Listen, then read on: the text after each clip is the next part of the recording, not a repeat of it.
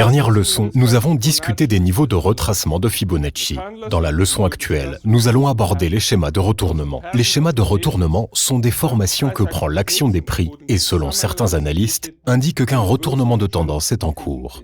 Par exemple, à partir d'une tendance à la hausse, celle-ci est sur le point de changer en une tendance à la baisse et vice-versa. Les points préliminaires pour tous les schémas de retournement comprennent, entre autres, l'existence d'une tendance préalable.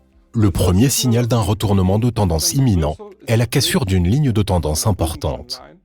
Plus le schéma est important, plus le mouvement ultérieur est important. Les schémas de retournement à la hausse sont généralement de plus courte durée et plus volatiles que ceux à la baisse, tandis que les creux ont généralement des gammes de prix plus petites et prennent plus de temps à se former.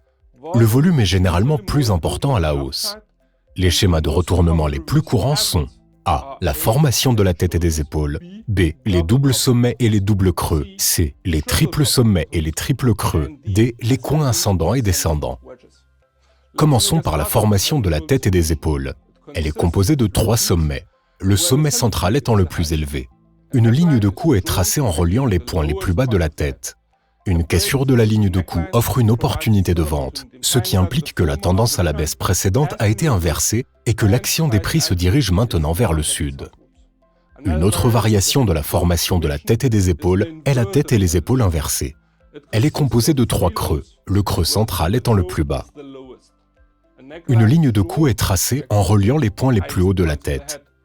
Une cassure de la ligne de cou offre une opportunité d'achat, ce qui signifie que la tendance à la baisse précédente a été inversée et que les prix sont à la hausse. Le modèle des doubles sommets est composé de 2 sommets à peu près au même niveau. Le modèle est complété lorsque le support marqué par le creux médian est cassé, ce qui indique que l'élan haussier est terminé et que les prix baisseront plus bas que la ligne de support tracée. Dans un mode inverse, nous avons également le double creux, qui est l'image miroir du double sommet. Le sommet est également appelé M, et le creux est appelé W, en raison de leur ressemblance avec les lettres correspondantes. De manière similaire, nous avons également les triples sommets et les triples creux, qui sont très similaires au double sommet et au double creux, mais au lieu de 2 sommets, nous avons 3 sommets ou 3 creux au même niveau. Enfin, nous avons le coin, qui est identifié par 2 lignes de tendance convergentes qui se rejoignent en un apex. Ce qui distingue le coin, c'est sa pente remarquable, soit à la hausse, soit à la baisse. Un coin ascendant est considéré comme baissier, car l'action des prix trouve de plus en plus difficile de former des sommets plus élevés et est donc susceptible de céder finalement à la baisse. Tandis que pour des raisons similaires, un coin descendant est considéré comme haussier. Dans la prochaine leçon, nous aborderons les schémas de continuation.